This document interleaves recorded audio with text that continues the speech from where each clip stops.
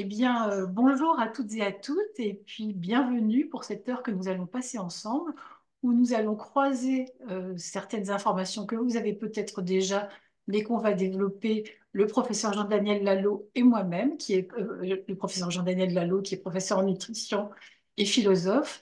Et ensemble, nous allons présenter cette nouvelle importante pour la Journée mondiale de l'obésité, et vous aurez un temps de questions. Vous allez poser vos questions dans le chat et nous allons pouvoir croiser un petit peu vos préoccupations et cette information qui est une information importante, comme vous allez voir, et comme nous allons la détailler tous les deux. Alors, la question posée, ou la question qui s'est posée, c'est est-ce que l'obésité est toujours une maladie? Et un consensus enfin, une réunion de spécialistes s'est réunie pour définir tout cela. Mais avant de vous faire un rapport de ce qui s'est passé, j'ai voulu vous donner quelques éléments de contexte. Alors, l'élément de contexte, c'est depuis quand on parle d'indice de masse corporelle et à quoi il sert. Et c'est un petit peu cet indice de masse corporelle qui va être remis en question. Donc, cet indice de masse corporelle, il a fait suite aux premières statistiques d'assurance, et ces statistiques ont essayé de faire le lien entre la corpulence, l'espérance de vie et les dépenses de santé. À partir de 1950, la médecine de la nutrition va s'intéresser au poids et à ses rapports à la santé. Claude Fischler dit qu'on passe de l'embonpoint au mal en point, et on va déterminer quelles sont les limites statistiques d'une santé satisfaisante ou d'une santé qui est altérée par un excès de poids. Et date très importante, c'est en 1997 que l'OMS déclare que l'obésité est une maladie. Eh bien, cette date est importante parce que pour les personnes concernées, c'est il y a eu de nombreux espoirs. On s'est dit que la stigmatisation allait cesser. Alors, cette médicalisation du poids, elle va donner de l'importance aux normes dans l'évaluation de la santé. Et grosso modo, la minceur va devenir synonyme de santé, de beauté et de réussite. Et la grosseur va être attachée à la notion et au développement de la maladie, et à toutes les disqualifications possibles que l'on voit dans les stéréotypes et dans les préjugés. Alors, face au développement de l'obésité, lutter pour une prise en charge adaptée est essentiel. S'interroger sur la place de la stigmatisation dans les représentations et dans la maladie, actualiser nos connaissances, c'est une réflexion nécessaire au service des personnes en situation d'obésité. Pour l'OMS et pour de nombreuses associations de patients, la priorité est donnée à la maladie des tissus adipeux et à la prise en charge de ses conséquences nombreuses. Mais actuellement, la sensibilisation est renforcée, et on parle de plus en plus des effets délétères de la stigmatisation qui vont à l'encontre de la prise en charge de la maladie obésité et de ses conséquences. Et puis, si on s'en réfère aux personnes concernées, est-ce que les personnes concernées se sentent malades, et est-ce qu'on peut toujours évoquer la maladie et ses facteurs de risque en cas de situation pondérale stabilisée, sans trouble des conduites alimentaires et avec une qualité de vie favorable? Comment concevoir la définition de l'obésité, la définition médicale de l'obésité et la façon dont les patients concernés le vivent? Quelle est l'attitude médicale à adopter face à ces connaissances et face à ces prises en charge? Alors, pour rappel, je vous ai remis un petit peu le tableau que vous connaissez sur l'indice de masse corporelle, qui est le poids en kilos divisé par la taille au mètre carré.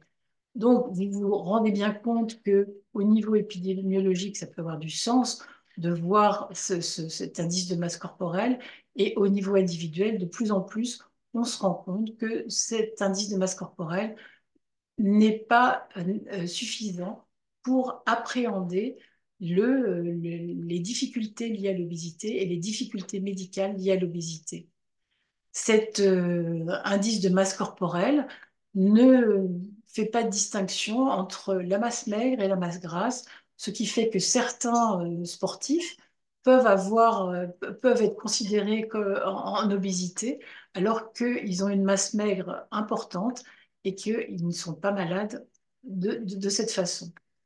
Donc, l'indice de masse corporelle est considéré de façon individuelle comme insuffisant à l'heure actuelle, et la réunion de tous ces spécialistes va porter sur comment on évalue l'obésité et comment on évalue ces, euh, ces facteurs de risque par rapport aux prises en charge.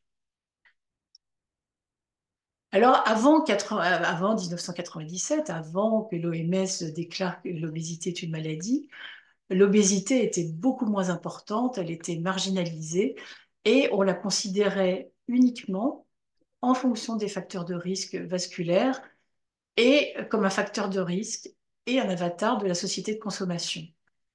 Il y avait très peu de bases physiologiques et de médicaments qui contribuaient à sa connaissance. Donc, on voyait un certain désintérêt par rapport à la prise en compte de l'obésité. Et puis, souvent, dans les années 90, on avait l'impression que l'obésité, c'était un problème américain. Et à chaque fois qu'on parlait ou qu'on voyait des images, c'était des images aux États-Unis. Et très rapidement, l'obésité s'est étendue dans tous les pays. Et dans les pays européens, la situation évolue à peu près à partir des années 90. En revenant à la déclaration de l'OMS maladie, qui dit à ce moment-là que l'obésité, c'est un excès de masse grasse qui entraîne des conséquences néfastes pour la santé. Cette déclaration a suscité de nombreux espoirs pour les personnes concernées. Les personnes concernées se sont dit, bon ben enfin, on va plus penser que l'obésité c'est un problème de volonté et que tout à chacun peut peser un poids standard si il fait un effort au niveau de son alimentation et de son activité physique. On a pensé aussi que cette annonce allait permettre une meilleure compréhension des difficultés et des échecs à l'amaigrissement, qu'on allait pouvoir développer les recherches scientifiques et qu'on allait améliorer toutes les prises en charge. Eh bien, malheureusement, ce qu'on constate à l'heure actuelle, c'est que eh bien, ces espoirs sont complètement déçus et que la stigmatisation des personnes en situation d'obésité a augmenté, surtout depuis la période Covid. Alors qu'après 97, qu'est-ce qui s'est passé? Qu'est-ce qui fait que on a un petit peu évolué sur la connaissance de l'obésité et la reconnaissance de cette maladie? Eh bien, ça a été donné par les données épidémiologiques et la diffusion mondiale de ce problème d'obésité et l'impact médico-économique aussi de ce qui se passe par rapport à l'obésité. Mais surtout, on a eu plus de connaissances et on a fait des progrès dans les concepts physiopathologiques. Et à partir de ce moment-là, l'obésité est considérée comme une maladie à part entière et une maladie chronique évolutive. Donc, à partir de ces connaissances, il est évident que son traitement doit être adapté de la prévention à la chirurgie et qu'on doit se soucier de l'évolution de la maladie à partir de ses premiers signes jusqu'à ses facteurs de gravité et ses complications. Alors, le sujet de notre rencontre aujourd'hui, c'est ce fameux rapport de la Commission internationale publié dans Lancet Diabète et Endocrinologie très récemment, puisque c'était en janvier 2025. Alors, ce rapport enfin, enfin, rencontre et ce rapport a été fait après 2 ans de concertation et il est approuvé par 75 organisations dans le monde qui sont à la fois celles de sociétés savantes et celles de patients concernés. 58 chercheurs alertent sur l'inefficacité de l'indice de masse corporelle, car on se rend compte que l'obésité est mal définie, mal diagnostiquée, parfois elle est sous-estimée et parfois elle est surestimée. Et surtout, il n'y a pas, c'est pas possible d'individualiser les connaissances et les parcours simplement à partir de cet indice de masse corporelle. Et cet indice de masse corporelle ne tient pas compte des divers aspects de la santé des individus. C'est-à-dire que vous pouvez avoir des personnes qui ont un indice de masse corporelle élevé, moyennement élevé, et qui peuvent avoir une santé satisfaisante. Donc, le but de cette commission, ça a été de repenser les critères diagnostiques actuels afin d'améliorer la prise en charge de l'obésité. Et bien que l'obésité touche presque un huitième de la population mondiale, il n'existe pas de consensus mondial sur la classification et la définition de l'obésité. Actuellement, donc, l'obésité est définie comme une maladie chronique, systémique, liée à un excès d'adiposité dans de nombreux organes et tissus dont les fonctions sont altérées avec ou sans anomalie de distribution ou fonction du tissu adipeux lui-même. Mais vous allez voir que toutes les personnes qui ont un IMC considéré comme euh, comment, excessif, enfin toutes les personnes en surpoids et en obésité n'ont pas une obésité déclarée. Elles peuvent avoir une obésité, des risques d'obésité, mais pas une maladie déclarée. Et c'est pour ça que la commission au niveau de la classification maintenant, propose une classification entre obésité préclinique et obésité clinique. Alors, qu'est-ce qu'on appelle l'obésité préclinique? L'obésité préclinique, c'est simplement un risque pour la santé sans provoquer de maladie. Donc, on n'est pas dans le statut de la maladie.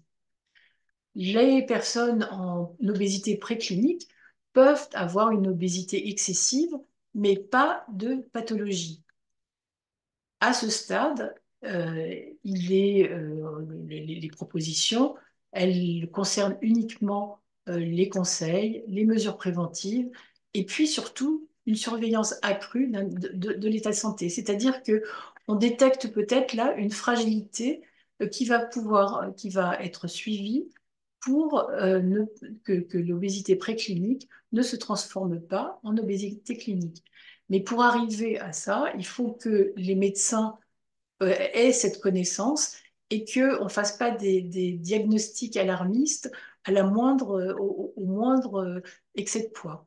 Et si vous voulez, en fin de compte, là, cette définition en obésité préclinique et en obésité clinique, c'est très important à connaître et surtout pour les médecins à comprendre que la prévention, ce n'est pas de faire peur. C'est vraiment d'accompagner et de faire en sorte qu'il n'y ait pas d'aggravation de la situation initiale. Cette obésité préclinique, elle peut évoluer ou pas évoluer vers une obésité clinique. Il se trouve qu'il y a il y a des personnes qui sont programmées pour être un petit peu plus, pour ne pas avoir un poids idéal et ne pas avoir un poids standard, et elles ne vont pas développer des difficultés et devenir une obésité clinique s'il y a une tolérance, une possibilité de consulter et que on ne propose pas des régimes intempestifs ou trop rapidement des prises en charge restrictives qui vont accentuer le problème. Dans dans ce groupe, dans cette catégorie d'obésité préclinique, la santé peut être conservée et essayer de comprendre ce qu'est cette obésité préclinique, c'est aussi peut-être, comme je viens de le dire, c'est éviter de surmédicaliser dès qu'on a l'impression qu'il y a une tendance à être en surpoids ou à dépasser les normes conseillées. Je dis ça et j'insiste parce que souvent c'est fait pour les enfants. Les enfants, très, très vite, on a peur qu'ils deviennent gros, alors qu'à certains âges, ils peuvent, enfin, ce n'est pas systématique. Donc peut-être que cette classification, ça peut sortir de ce discours ou ces pensées toujours alarmistes et qui laisse penser que dès que un poids sort des normes, eh bien, la personne est malade ou va être malade. Par contre, pour l'obésité clinique, la maladie existe et là, il y a une autre façon de penser les choses puisque la maladie existe au niveau de l'excès d'adiposité et des fonctions qui peuvent être altérées. Dans ces cas-là, il ne suffit pas de prévenir ou de donner des conseils. Cette situation va nécessiter un traitement adapté et surtout en favorisant les effets à long terme et en sachant qu'à ce stade, il vaut mieux stabiliser une situation plutôt que de proposer par exemple des amaigrissements à court terme, sachant que, ils vont être de courte durée et que la personne risque de prendre plus de poids qu'au départ. Donc c'est vraiment important de comprendre la chronicité et de comprendre que la pensée des traitements, elle doit toujours être à long terme. Parce que avec des traitements qui sont inadaptés, des échecs successifs, on risque d'aller vers une aggravation de l'obésité et de passer d'une obésité simple à une obésité complexe. Et dans cette obésité complexe, les personnes sont en difficulté par rapport à la stigmatisation et souvent sont dans une errance médicale et ne se font pas suivre. Dans cette catégorie d'obésité clinique, les lésions d'organes peuvent apporter des complications importantes que vous connaissez et qu'on énumère régulièrement sur les problèmes cardiovasculaires, rénaux, l'apnée du sommeil et les cancers. Euh, comment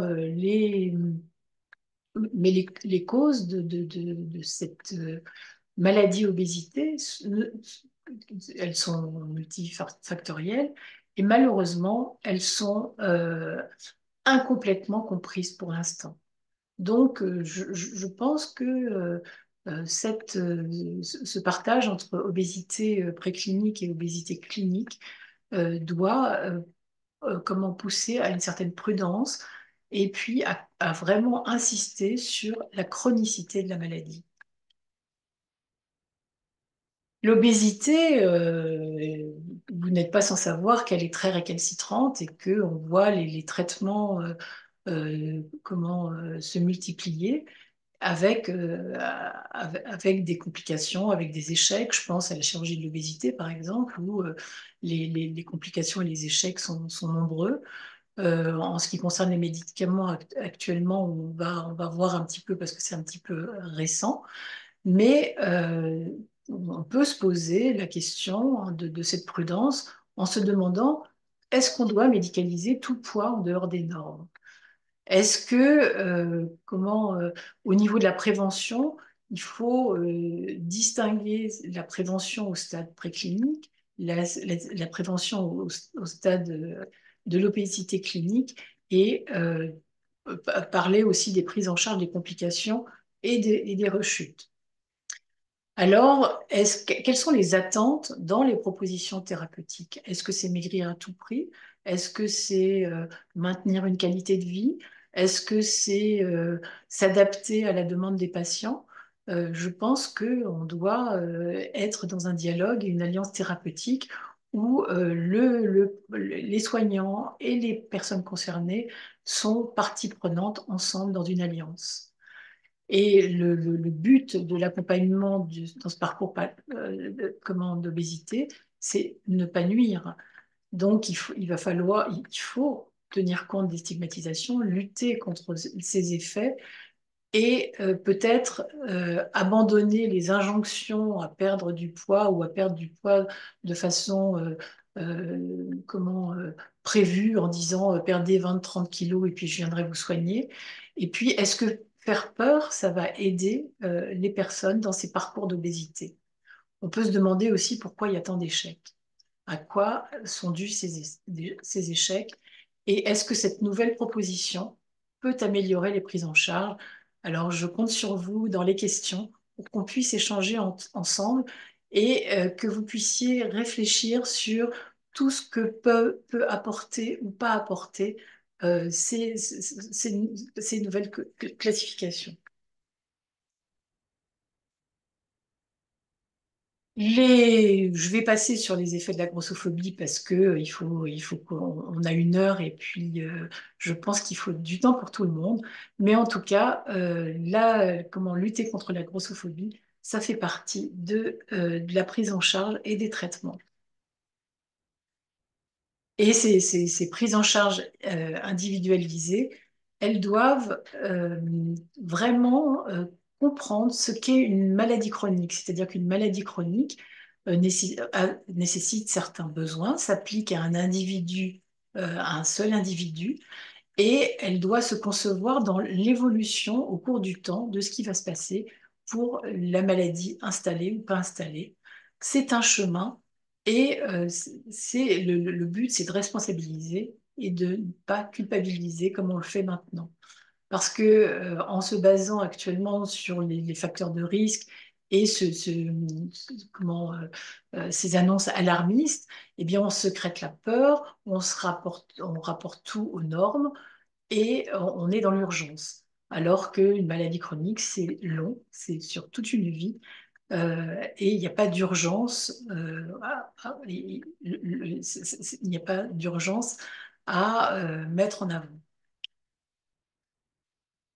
Je vais comment finir sur les prises en charge du gros qui vont permettre d'avoir cette approche et qui ont cette approche depuis longtemps puisque on travaille un petit peu sur tout ce qui peut aggraver la situation comme comme les régimes, les difficultés émotionnelles, les conséquences de la stigmatisation et les prises en charge du gros vont comment proposer une prise en charge de la régulation interne de ces sensations alimentaires, un accueil et une tolérance des émotions et comment une prise en charge de l'estime de soi en passant par le développement des compétences sociales, en priorisant la qualité de la vie.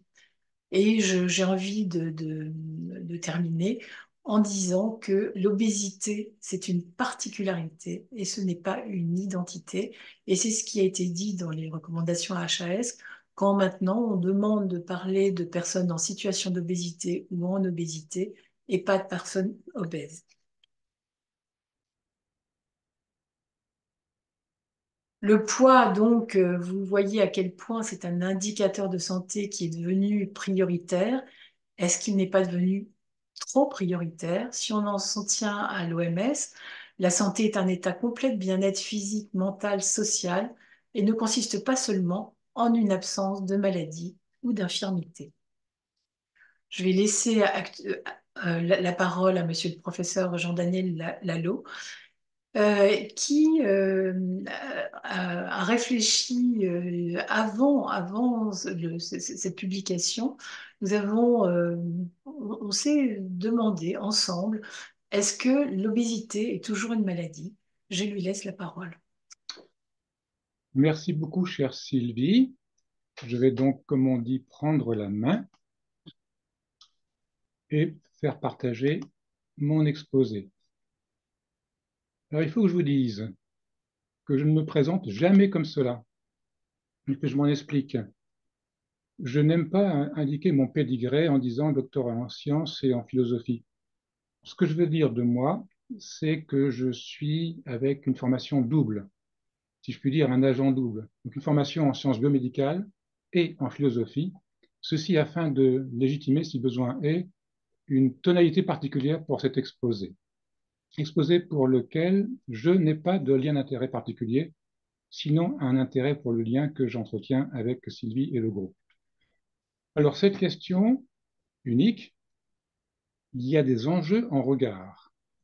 De mon point de vue, premièrement, pour nous-mêmes qui sommes soignants, bien naturellement pour les personnes elles-mêmes en situation d'obésité, bien naturellement du fait de l'épidémiologie que l'on connaît pour la société, et je dois ajouter pour les sociétés pharmaceutiques, vous voyez ce que je veux dire. Tout ceci à propos d'un article qui est important, donc, paru il n'y a pas bien loin, dans un journal de référence. Que je vous dise que les deux grands journaux de référence over the world sont le New England Journal of Medicine chez les Américains et le Lancet pour les Anglais. Il n'est pas inintéressant de présenter les acteurs. Le premier auteur est un chirurgien. Je dis bien, le premier auteur est un chirurgien réputé de Londres. Parmi les auteurs, nous trouverons un grand référent de la nutrition côté dépenses énergétiques, un autre référent en prévention cardiovasculaire. Les Français sont représentés à travers une généticienne, Karine Clément, à travers une référente en nutrition, Martine Labille, et un grand référent français en chirurgie bariatrique, François Patou. Donc un collège important. L'article lui-même comporte 35 pages. Il est important au point que le journal lui adosse un éditorial, ici présenté, donc une page entière. Alors, travaillons cet article si vous voulez bien. De mon point de vue, il y a une avancée majeure. Vous m'excuserez pour l'anglais, mais je vais le présenter assez rapidement. Comme déjà Excusez-moi, dit par Sylvie, je vous coupe juste pour vous dire qu'on ne voit pas votre PowerPoint. on ne voit pas. Comment cela? Il n'y a pas le partage d'écran. On vous voit vous, mais pas le PowerPoint. Aïe, aïe, aïe, je suis navré. Alors,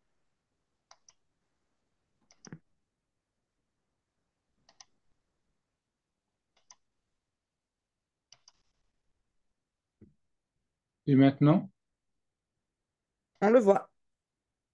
je Il n'est suis pas en navré. diaporama, mais on le voit. D'accord.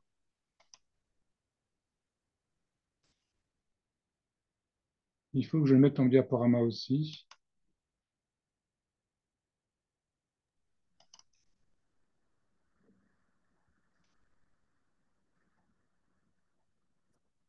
Est-ce que c'est désormais correct? On le voit, mais ça y est, voilà. Le diaporama est apparu. Super. Avec mes excuses. Et mes excuses, y compris pour l'anglais, j'ai une plaque avec des caractères tout petits, mais je vais pouvoir me pencher vers un autre écran pour présenter plus facilement. Comme dit par Sylvie, il est désormais fait une distinction entre deux grands cadres, l'obésité préclinique et une autre qui est, elle, clinique. L'anglais ne doit pas gêner, et voyez bien que sur ce côté volet gauche de la plaque, le préclinique se réfère à quoi? À une situation où il n'y a a priori pas de maladie d'organes.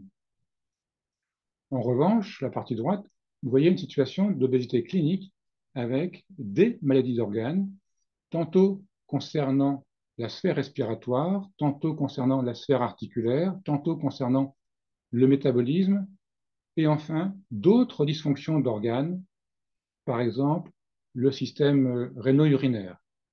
Une grande distinction donc qui est désormais opérée entre le préclinique, il n'y a pas, ou pas encore, pas ou pas encore, de maladie d'organes, et à droite, le clinique, si je puis dire, avec une ou plusieurs maladies d'organes. Ceci est pour moi un tournant, et je vais en faire part dans mon prochain cours en médecine pour dire ceci. Jusqu'à récemment, ce que je disais encore l'an dernier, nous raisonnions ainsi, en présentant l'obésité bien sûr comme avec un état d'accroissement de l'adiposité, bien naturellement. Pourquoi en regard, nous proposions des critères pour une gradation selon l'IMC.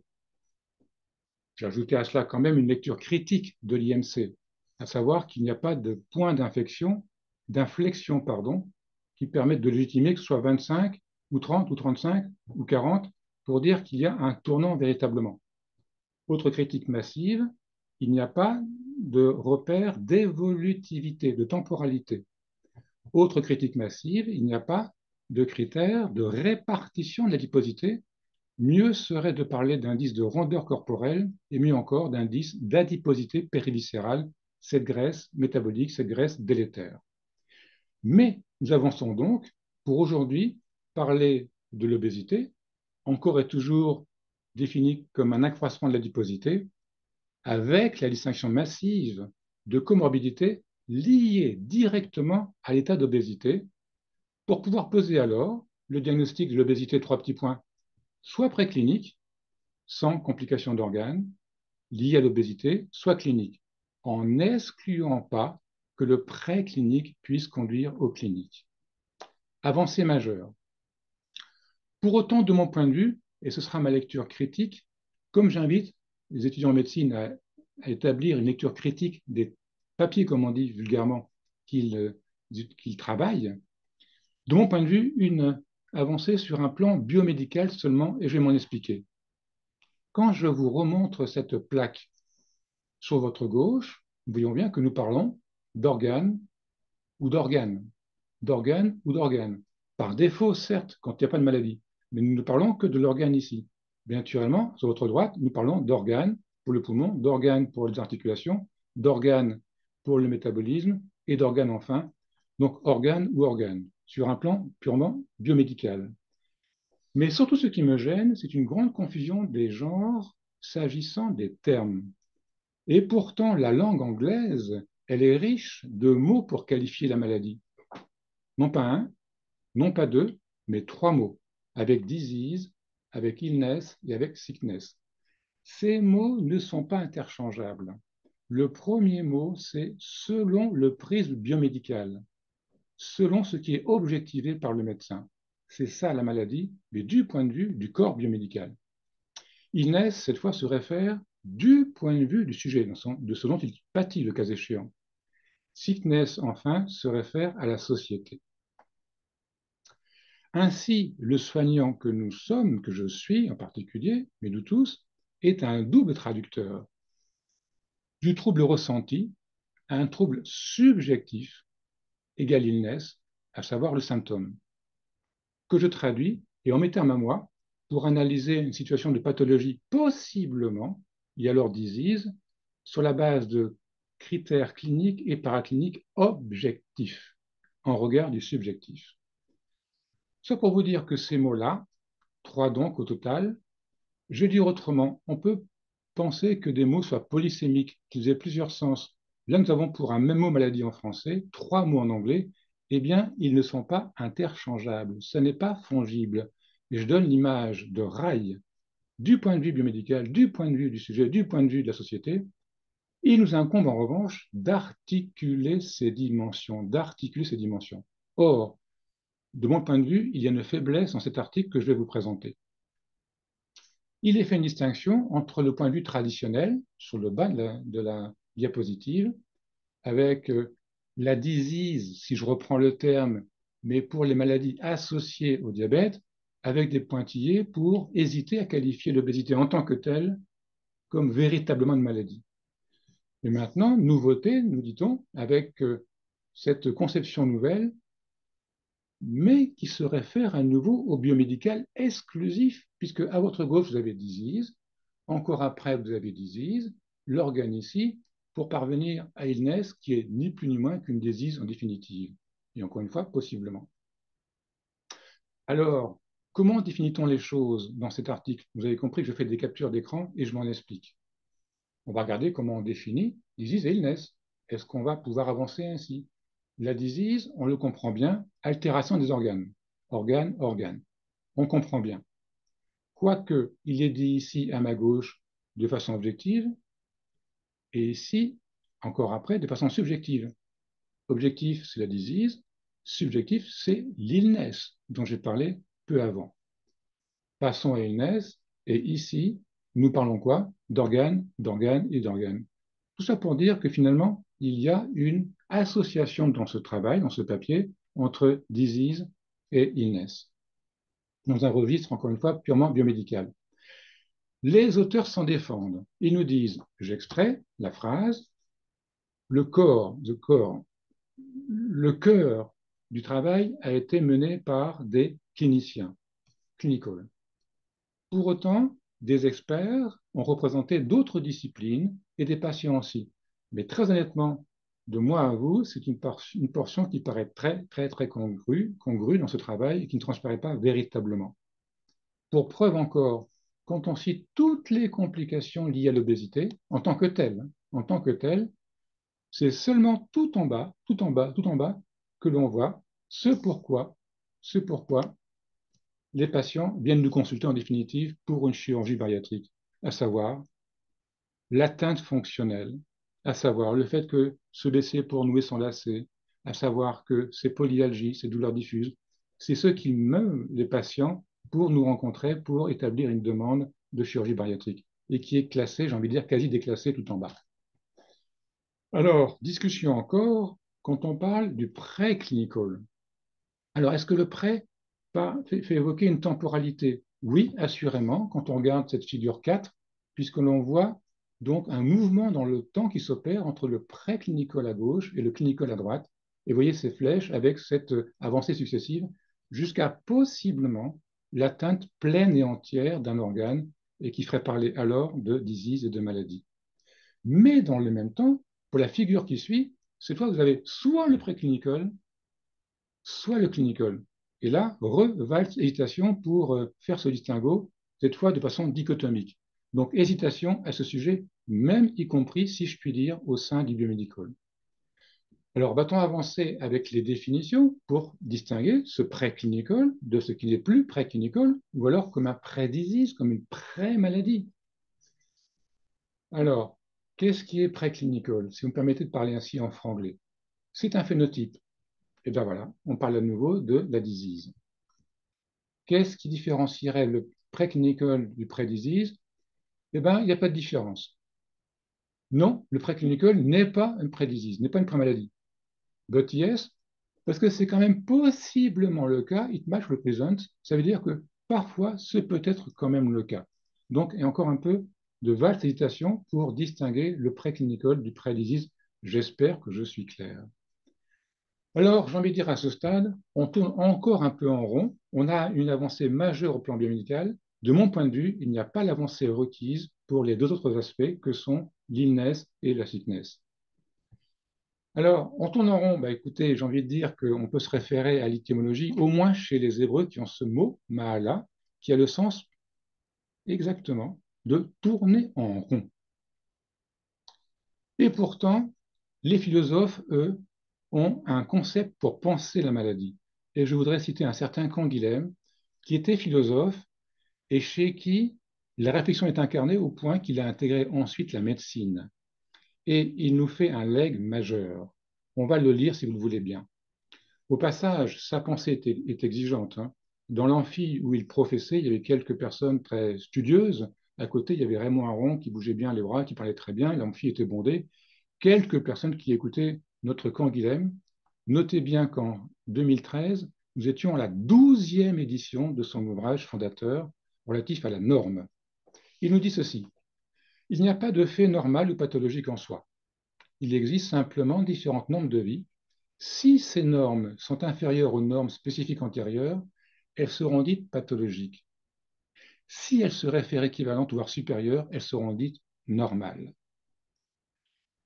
La frontière entre normal et pathologique est imprécise pour des individus multiples considérés simultanément, tandis qu'elle est parfaitement précise pour un individu considéré isolément. Et d'ajouter, ce qui est normal, c'est-à-dire normatif, voilà le legs de Canguilhem, la normativité, dans des conditions données, peut devenir pathologique dans une autre situation. Et de cette transformation, c'est l'individu seul qui est juge parce que c'est lui seul qui empathie et pas parce que c'est le client qui est roi, le patient qui est roi comme l'enfant est roi, parce que c'est lui seul qui empathie. Une maladie au demeurant qui ne doit pas être pensée que négativement. Pour preuve, Canguilhem encore, la maladie est une expérience d'innovation positive du vivant et non pas seulement une perte, un manque. Guérir va ainsi de pair avec des pertes essentielles pour l'organisme, mais aussi avec l'apparition d'un nouvel ordre, d'une nouvelle norme individuelle. Guérir, s'en remettre à tout le moins. Et j'ai envie de dire que c'est ça l'homme sain. C'est l'homme qui est capable de tomber malade et de s'en remettre. C'est ainsi se donner de nouvelles normes de vie, des normes qui peuvent parfois être supérieures aux anciennes à mesure des ressources mobilisées, même s'il est vrai, naturellement, que la nouvelle santé n'est pas la même que celle de l'état précédent.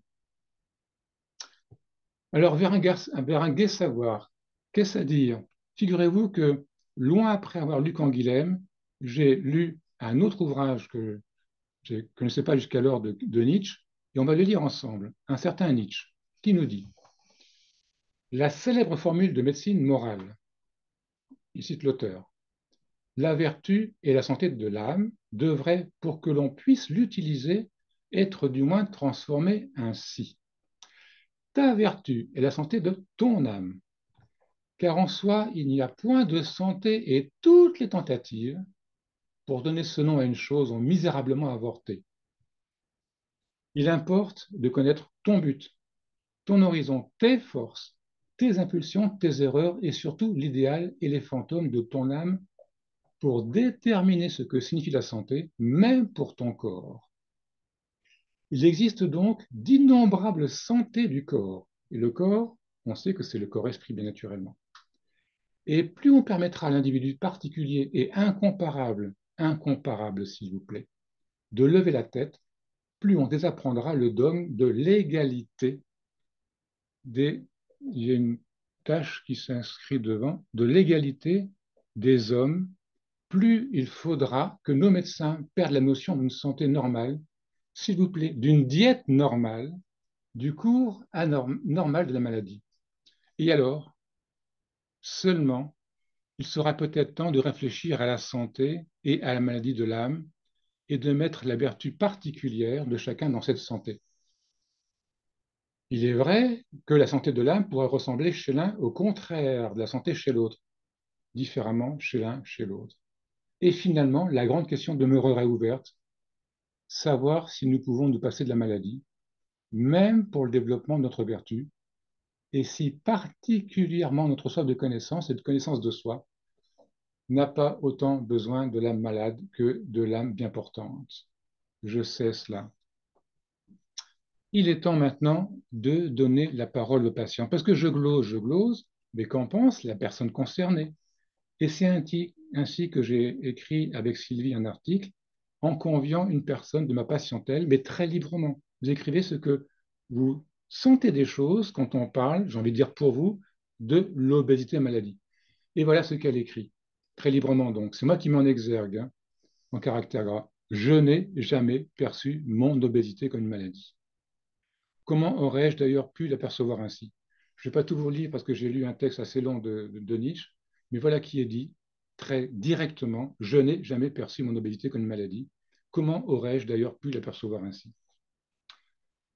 Alors à ce stade, j'ai envie de vous dire, il est temps de donner le temps au temps parce qu'il me manque encore un aspect de temporalité dans ce qui a été étudié avant de l'article du 27. Être malade, pour rappel, c'est tourner en rond. Et je vais lire aussi cet extrait concernant la bibliothérapie. Prendre soin de l'être, c'est prendre soin du temps.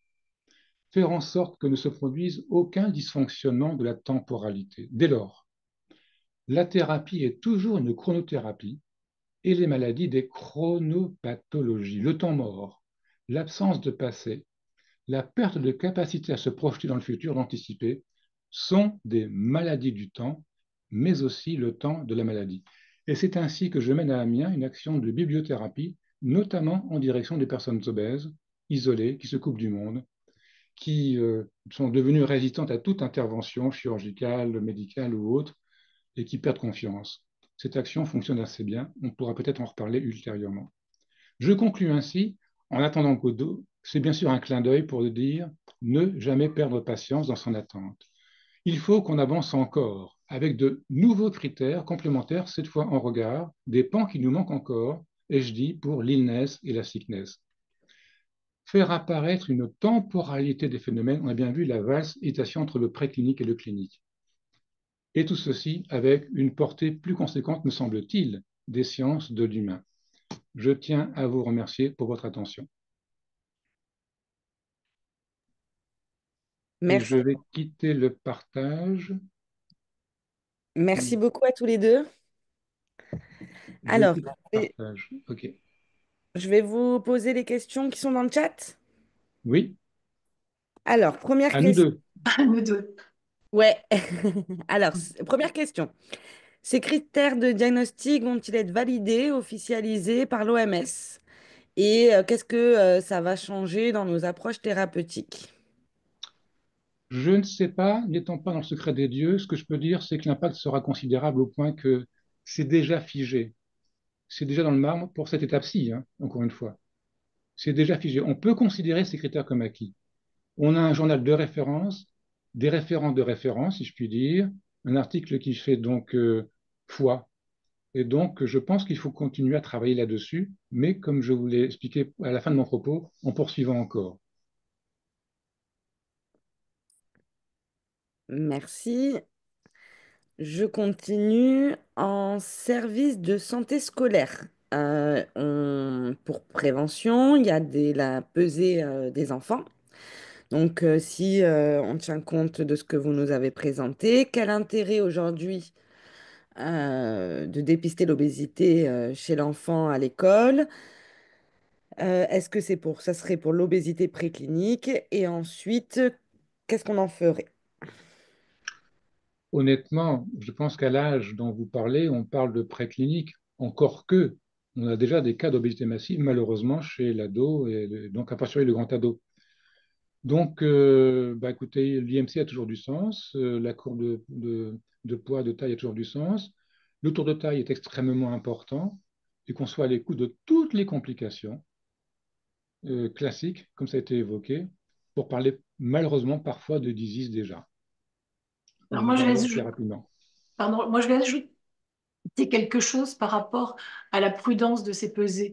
C'est-à-dire que, effectivement, parler de stade préclinique, ça veut dire des connaissances des personnes qui vont faire la pesée et qui ne vont pas affoler ou qui vont pas dire au moindre poids qui dépasse, qui semble dépasser les normes, qu'il y a un risque d'obésité. Je crois que, effectivement, ce qu'on a développé, c'est quelque chose d'important, mais la connaissance de tous les acteurs qui ont en charge les enfants, les adolescents, les adultes, doivent connaître tout ça et sortir des croyances et des préjugés. Et là, il y a un énorme travail sur comment sortir des croyances et des préjugés et ne pas comment affoler ou être dans les injonctions.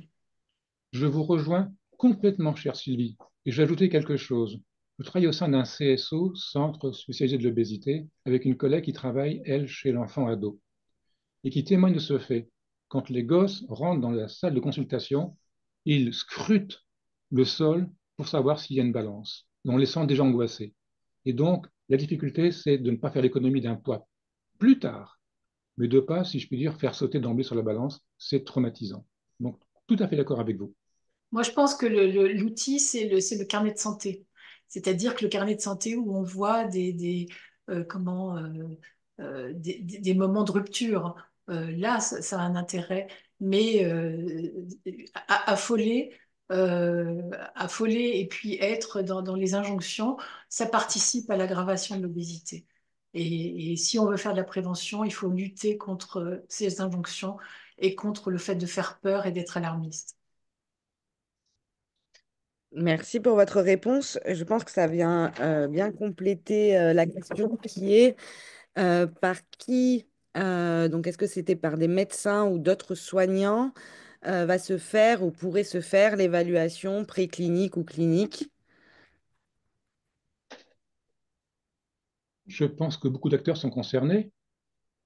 Bon, si on reparle de l'enfant au niveau scolaire, par exemple, donc ne pas réduire du tout les actions, même si j'ai mis le biomédical en avant, ça ne veut pas dire que ce soit les médecins tout court.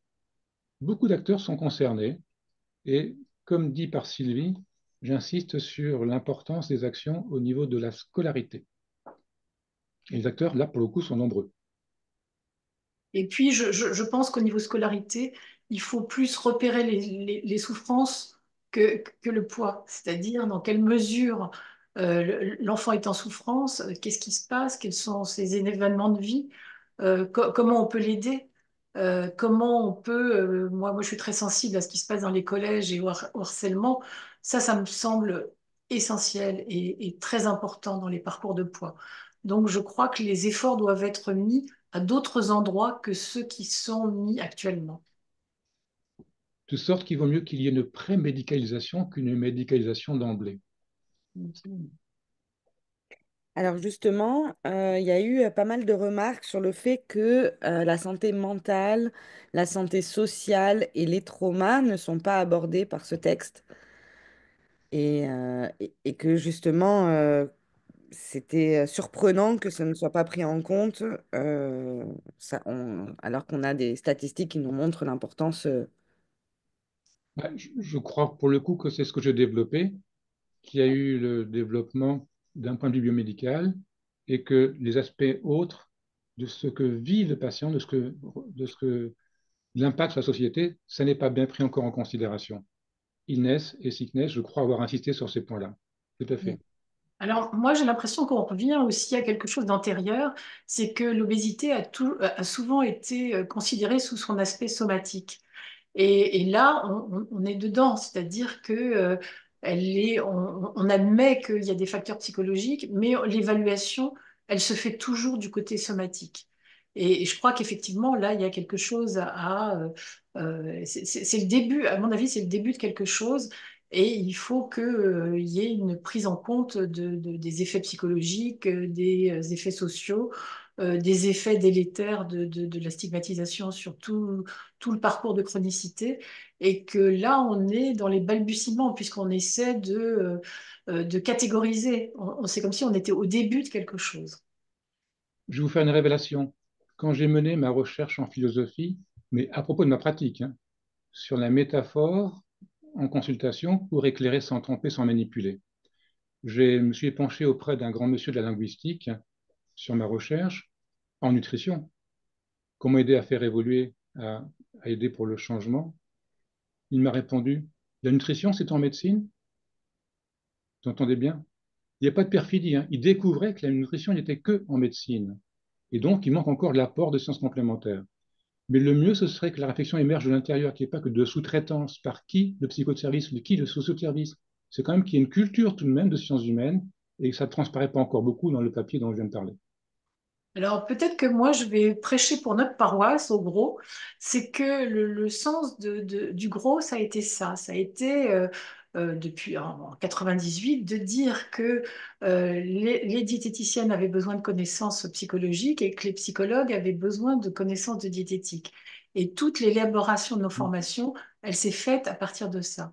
Donc, d'emblée, au gros, on est dans la pluralité et dans la pluridisciplinarité. Et mes cours d'éducation du patient sont faits en intercomposantes pour faire croiser les futurs professionnels.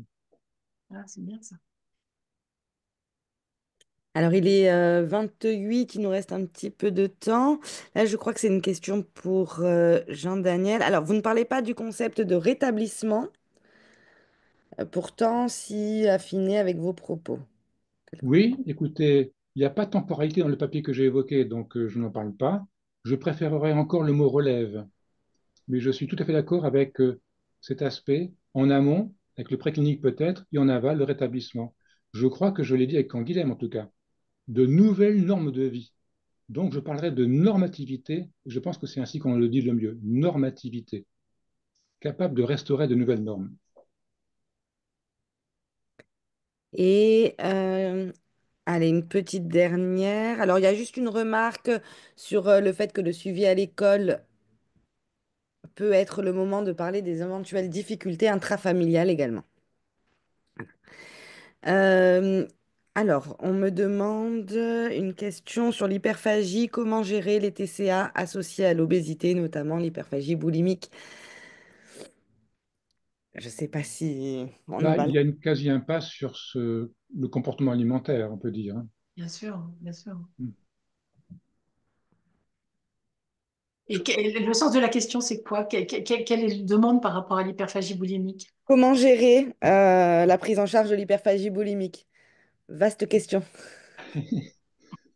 Un séminaire en soi. Voilà. Bah, c'est-à-dire, effectivement, de toute façon, dans un parcours de chronicité, on ne peut pas éviter de commencer par l'histoire de ces difficultés. Et dans l'histoire de ces difficultés, il y a les troubles du comportement alimentaire qu'on doit prendre en charge. Donc, ça fait partie du parcours, hein, ça fait partie de ce parcours. Je crois que ce qui est relevé dans le chat, c'est que finalement, les TCA ne sont pas abordés euh, Non, ah dans non, cette application. non, non, ils ne sont pas abordés. Non, non, c'est vraiment... euh, je pense il y a plein de choses à ajouter. C'est-à-dire que c'est peut-être le début. L'obésité, c'est une maladie chronique. La réflexion, elle doit être chronique aussi. Eh bien, merci beaucoup. Merci beaucoup. Il est l'heure de pouvoir se dire au revoir. Et il y a simplement quelqu'un dans le chat qui dit la formation de base du gros TCA permet de mieux accompagner l'hyperphagie boulimique. Merci. Et je voulais pas en rajouter. Merci à vous deux, c'était passionnant. Merci beaucoup. Merci Bonne beaucoup. poursuite.